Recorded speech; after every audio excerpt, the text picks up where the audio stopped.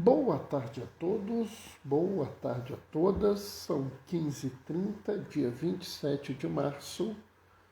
É hora de esperançar. Bom, vamos começar a live de hoje. Vamos conversar, fazer nossa reflexão sobre a passagem do Evangelho. Então vamos esperar as pessoas chegarem, vamos dar uns momentinhos agora e daqui a pouco a gente começa. Daqui a pouco a gente começa, né?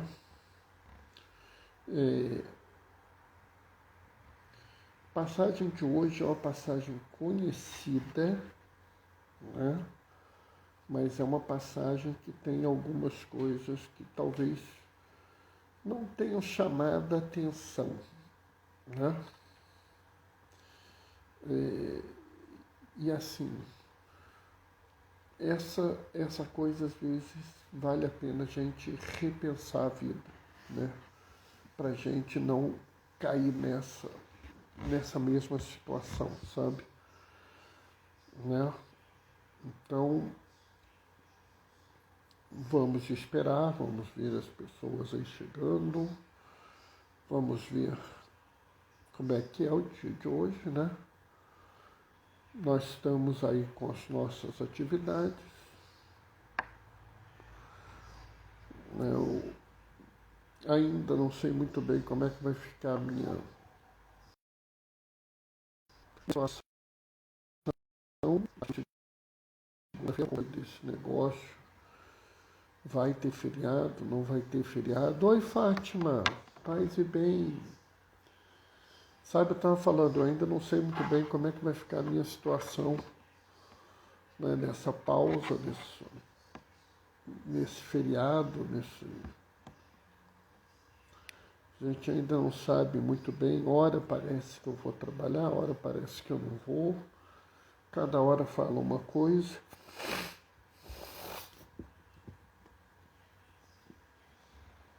A gente acaba não sabendo, mas a gente uma hora dessas descobre, né? Então vamos aguardar, né?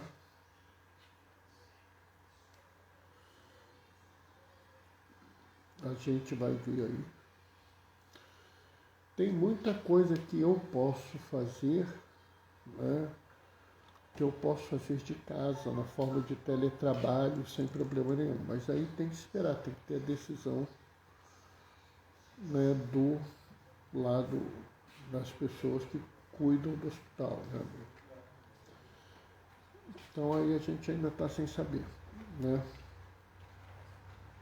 Como eu não estou diretamente cuidando de paciente nesse momento, né, eu poderia ficar sim no tranquilo em casa, né? Mas aí tem que ver o que o diretor, o que o pessoal lá decide. Oi, Djalma, oi, Doraci, paz e bem. Né?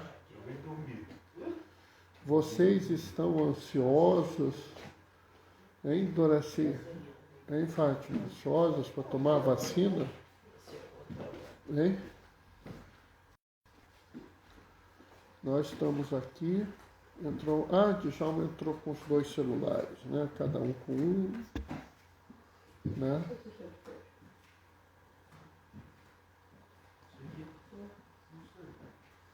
Então nós estamos aí esperando mais um pouquinho, né? Ver os minutinhos que vão para entrar aí. Fátima está ansiosa para tomar a vacina, né, Fátima? Eu me lembro quando eu soube que eu fui tomar a vacina. Porque eu fui lá para vacinar as pessoas, mas eu a princípio não seria vacinado naquele dia. Aí viraram assim, Bernardo, olha, você vai ser vacinado hoje. Opa! Né? Paz e bem, Djalma. Vamos dar mais um pouquinho de tempo para a gente fazer a nossa análise, começar a nossa reflexão, enquanto a gente vai conversando mais um pouquinho, tá? Lembrando, pessoal, que nunca é quantas pessoas estão ao vivo, né? Porque existe sempre a possibilidade, né, de uma pessoa não participar agora, mas assistir a live depois, né? Então a gente tem que esperar um pouquinho, né? Vamos, mais um minutinho só para a gente pôr. É por isso que outro dia alguém me perguntou: Bernardo, se não tiver ninguém ao vivo, você vai assistir a live? Eu vou assistir a live assim, fazer a live assim mesmo. Porque as pessoas podem ver a live em outro momento, seja pelo IGTV, seja pelo YouTube, né? Então a gente fica nessa atividade, né? Bom, já deu o tempo, vamos nós começarmos aqui. O Senhor esteja convosco, Ele está no meio de nós. Proclamação do Evangelho de Jesus Cristo, segundo João. Naquele tempo, muitos judeus tinham ido à casa de Maria e viram o que Jesus fizera e creram nele. Alguns, porém, foram ter com os fariseus e contaram o que Jesus tinha feito. Então os sumos sacerdotes e os fariseus reuniram o conselho e disseram: o que faremos? Este homem realiza muitos sinais, e se deixarmos que continue assim, todos vão acreditar neles. E virão os romanos e destruirão nosso lugar santo e nossa nação. Um deles, chamado Caifás, disse: não percebeis que é melhor um só morrer pelo povo do que perecer a nação inteira? Caifás não falou isso por si mesmo, sendo sumo sacerdote em função naquele ano, profetizou que Jesus iria morrer pela nação. E não só pela nação, mas também para reunir os filhos de Deus dispersos. A partir desse dia, as autoridades judaicas tomaram a decisão de matar Jesus. Por isso,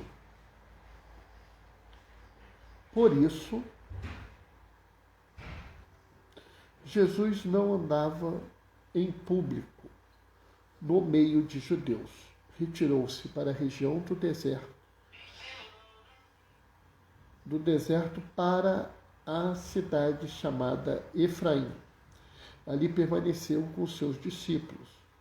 A Páscoa dos judeus se aproximava e muita gente do campo tinha subido a Jerusalém para se purificar antes da Páscoa. Procuravam Jesus e reuniam-se no templo. Comentavam entre si: o que vos parece? Será que ele não vem para a festa? Palavra da salvação. E enquanto eu estava aqui fazendo a leitura, o Torricelli entrou e já entrou fazendo uma brincadeira que está precisando dar um tapa nessa cara. Rapaz, eu já falei que esse cabelo aqui, eu só vou no barbeiro, entendeu? Quando eu tiver uma certa segurança de não passar com vídeo para os velhos, né? Então fica esse cabelo cada vez maior, né? Mas ainda não está assustadoramente grande, é só grande, né? Mas é assim mesmo. Bom, vamos fazer aqui uma avaliação, porque, sabe, às vezes a gente não vê a situação que a gente está vivendo, né? E aqui a gente tem um evangelho que mostra muito isso, né? Nós temos uma situação que João narra um pouco depois da ressurreição de Lázaro, né? A ressurreição de Lázaro é um fato marcante no Evangelho de João, como também é um fato marcante em todas as pessoas que leem os Evangelhos. Isso ocorre logo depois do Evangelho, né? Marta, Maria e Lázaro eram filhos, eram irmãos entre si, e eram filhos de alguém com alguma influência na cidade de Betânia. Não estou dizendo que seja rico, não. Estou dizendo que era alguém conhecido, porque a família era muito conhecida. E era uma família muito próxima de Jesus, né?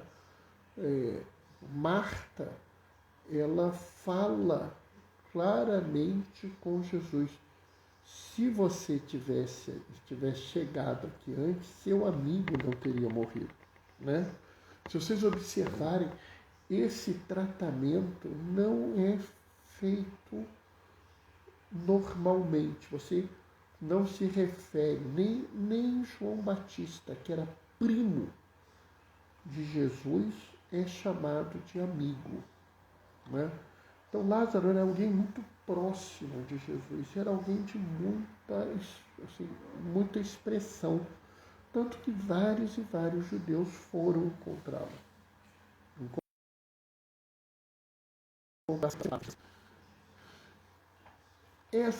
Quando eles veem um homem que já estava morto há 3 dias ressuscitar, isso é uma amostra de divindade que modifica a cabeça de muitos judeus, e muitos passam a acreditar neles. Passam a acreditar que Jesus é Deus. E isso pode levar a um problema. Por quê? Porque Israel estava sob domínio judaico, né? O domínio romano, apesar de ser um reino judaico, estava sob domínio romano.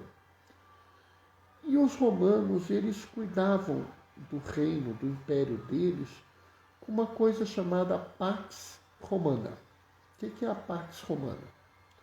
Olha, vocês administram isso do jeito que vocês quiserem, vocês tocam as coisas aí do jeito que vocês quiserem.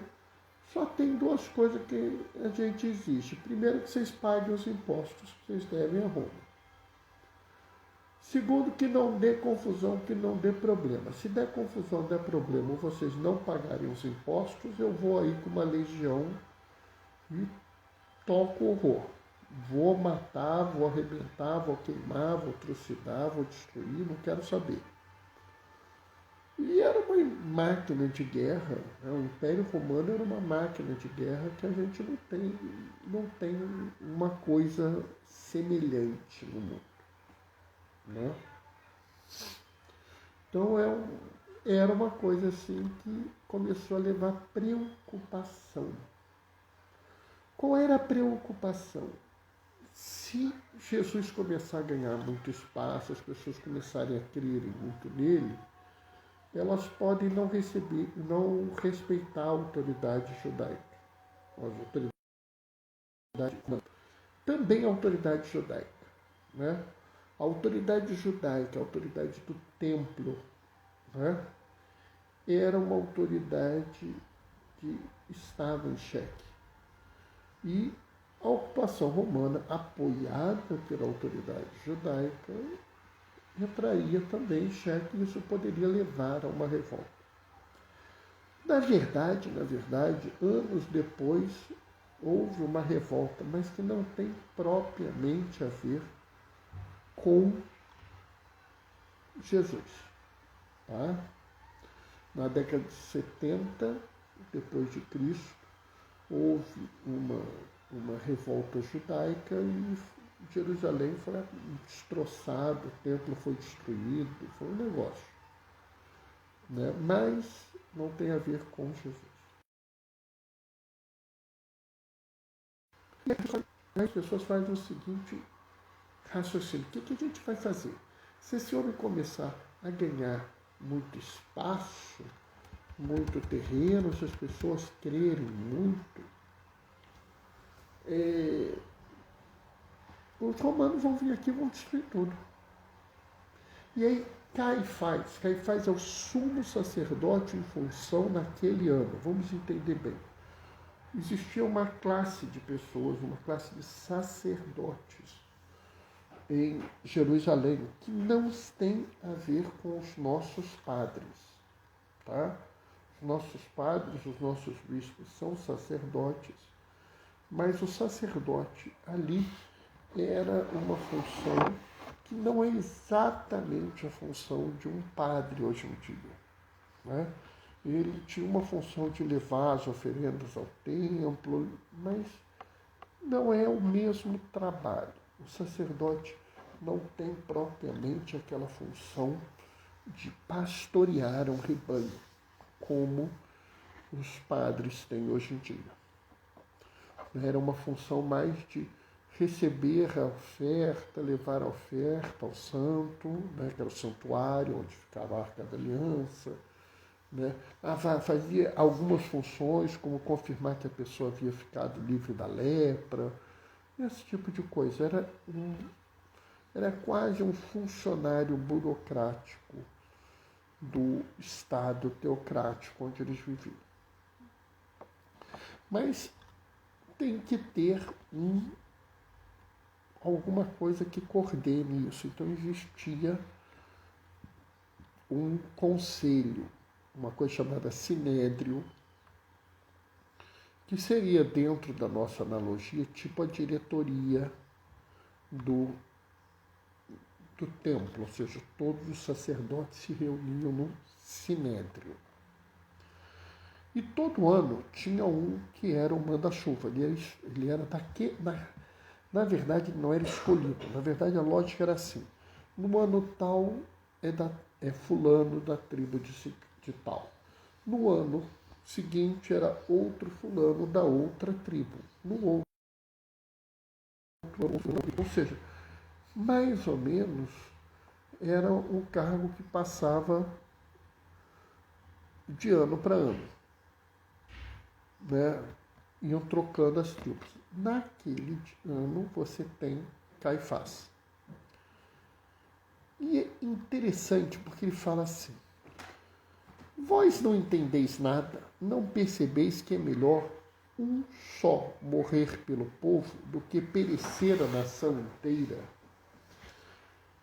Quando você fala isso, você está fazendo um cálculo que é macabro. E que é um cálculo que deveria chocar a todos nós. Por quê? Porque não pode existir uma quantidade de mortes aceitáveis. Não pode existir não, nós vamos ter aqui um problema, o túnel vai desmoronar, mas se morrer até 5 pessoas, tá bom. Era melhor que um. Olha, eu até entendo quando alguém diz assim: não, aconteceu, caiu uma pirambeira, desmoronou um barranco, a lama tomou não sei quantas casas, mas só morreram 3 pessoas. Porque poderiam ter morrido muito mais. Mas não é válido você dizer: não, olha só, até 3 mortes é razoável, até 5 mortes é razoável. Né? Não é válido. Não existe a possibilidade de você ter um cálculo de quantas mortes sejam aceitáveis. Né? Existe uma coisa chamada análise de risco,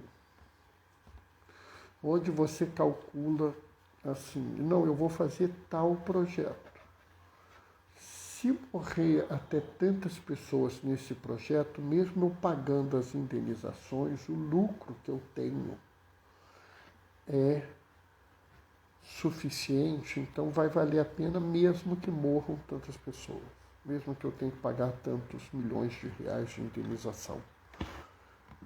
Para nós isso é inaceitável.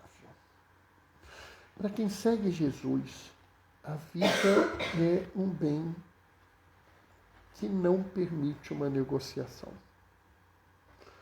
Não existe uma situação onde eu possa negociar com a vida dos outros, onde eu possa dizer, não, 50 mortes é razoável, 60 mortes é razoável. Na verdade, até mesmo dizer que morrer um em vez de uma nação inteira não é razoável. Até é aceitável que uma pessoa exponha sua vida em risco e até morra de forma voluntária para salvar uma ou mais pessoas. Mas não é aceitável que alguém brinque, calcule se pode ou não pode perder tantas vidas. Mas, sabe, existe uma segunda coisa que vale a pena observar aqui. Porque João vira e fala assim, Caifás não falou isso por si mesmo. João, ao ouvir isso, ele observa que existe mais uma coisa. E é uma coisa que nós vamos celebrar essa semana. Porque Caifás, na cegueira dele, acha razoável que Jesus morra para salvar a nação de Israel. E isso aconteceu.